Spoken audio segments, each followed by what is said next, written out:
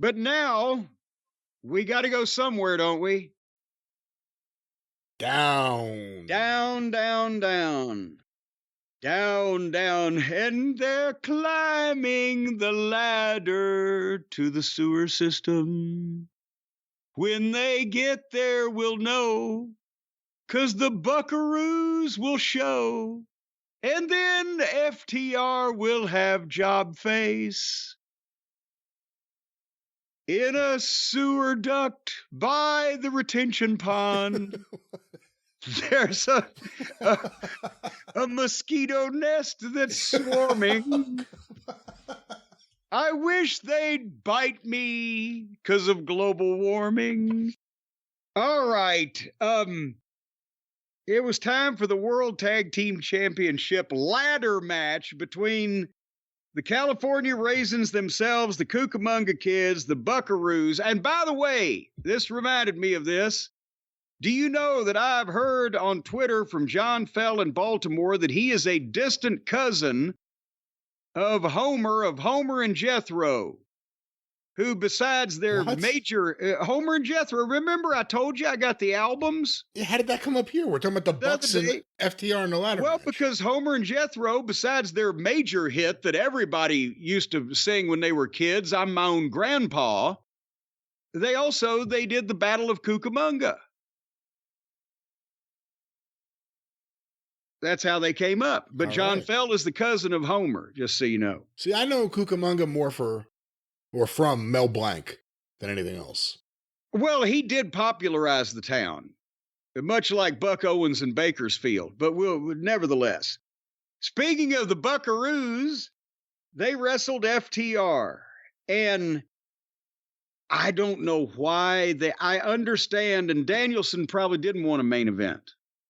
And that's why maybe we could have done a lights out match situation or something. I don't know. But I can understand them putting the world heavyweight title match on after could protect the integrity of your world title. But why did they think that this could follow Danielson and Ospreay? Because even with FTR to work with, their skills are nullified because it's a garbage indie ladder match that the only thing that the petulant children that are running this fucking romper room can do, and the people weren't going to give a shit about it following the previous match, which showed athletic skill. So FTR has to go out there again and not only attempt to paralyze and hospitalize themselves to make these two fucking morons happy, but they got to put them over. When FTR's music hit, remember the 12 to 18 months ago when the FTR and the Briscoes were having those matches that weren't even on AEW television? They were so good, the AEW fans were searching them out on YouTube. And they would go wild when the music started and they'd see FTR, they would stand up, yay! Now it's like, oh boy, this means it's the other guys. And did these people even give a shit about even these people, I should say. I'll put my even in the right place and make it even. Did even these people give two shits about the kids from California? Well, I guess you could say they gave two shits because later in the match they were chanting, "Please be careful." That's not a chant you usually hear in a match. Please be careful.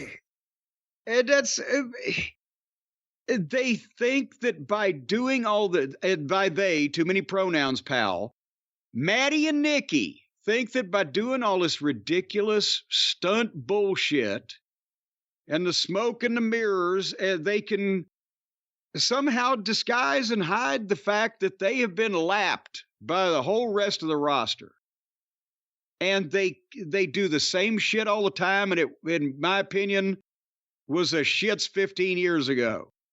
And they're still doing it, and they can't talk, and they can't work serious matches, and nobody gives a shit, except all of their friends that they got jobs there that still fucking bow and scrape for them. And from the first minute of this thing, they were on the floor doing the choreographed ladder stunts, and like there's people sitting there staring at it. And 3 minutes in, I was zoning out and wishing for the finish because it was every indie match ever from at 100 miles an hour with furniture. Well, it's two things. It was following that other match, which was one of the best matches in AEW history, if not the best match. And secondly, they are feuding again for no good reason. They want to pretend like the Jack Perry clip airing with him and Punk was a big success because of the ratings. It didn't make anyone care about this match. No. No one cared about this match. The Bucks have no heat. No one cares about the heel executives. And when everybody knows what's going to happen, because of the situation they got themselves in, and that everybody in their locker room is apparently a blabbermouth, but everybody, okay, just by not only any kind of logic and common sense with the way that this has been done, but also because we know they're going to win the belts and old Jungle Jackoff is going to show up and help them. That's what we said last week, right? That's right. This hasn't been a secret. Well, guess what? They won the belts. Jungle Jackoff showed up and helped them. But to get there, Dax was bleeding like a stuck hog. They had chairs and ladders. And they made a ladder sandwich out of Dax and hit it with the chairs. And then they were fighting on a ladder that was bridged on the goddamn desk in the ring. And then my lawnmower showed up and I went out to talk to them and I forgot to pause the thing. So when I got back, I saw another broken table. And then I think they broke another one, 2 or 3 more, whatever. Anybody can do this. There's no, why even have FTR in this? They could actually have they could have performed at a high level with someone and they could have put 2 drunks in to do this shit. And then Dax was on the top of the ladder going for the belts and the guy in the Sting mask ran in and pushed the ladder over and security grabbed him. They tackled him like he was a fan coming into the ring. And when they pulled his mask off, which you always do when you tackle a fucking home intruder, before you've even got him cuffed, you pull that mask off. And it's Jungle Jackoff, surprise. And then security just stands there and, oh shit, and stares at him. Like, well, what do we do now? You give him time to mug for the camera. Yes. And then Maddie reached up and got the belts. And that was the finish that was figured on that was going to happen. And they didn't surprise us after they finished breaking up half the fucking Home Depot office section.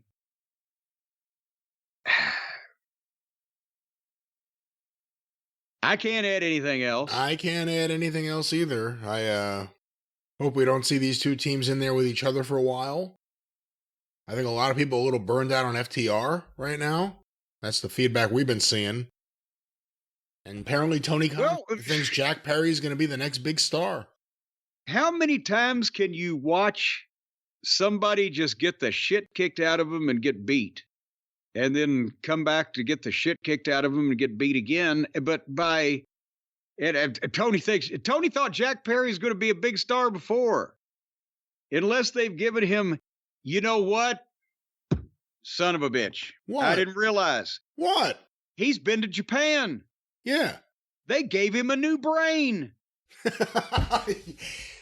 I've not seen that in the Observer for the record. And that's that's because they kayfabed it.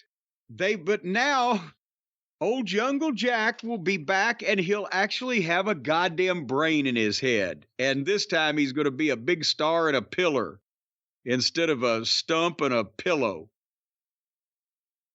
Should they market Pillow Nightingale for children? Get pillow. I'll do the jingle. Is this what people are going to want to see, though? I mean, in terms of, I brought it up with the Jericho match earlier. What's heat versus what's we reject you, please go away. It may not be to that level with the Bucks right now with the audience. Well, but okay. Bringing Jack Perry in, I guess that's the question. Did this produce heat? Did this do anything that's going to make it so that the fans are mad at the Bucks and Jack Perry for stealing tag team championships? Or are they just going to be mad and acting up or just making noise because it's the guy that was in the incident with Punk? Well, no, it's impossible, first of all, for the people to get mad at the Buckaroos for winning the belts in this goddamn fiasco of a garbage indie match because everything is legal, including a bazooka. So how can you cheat in this fucking chaos, this mess, this unbelievable fucking hokey horse shit they do?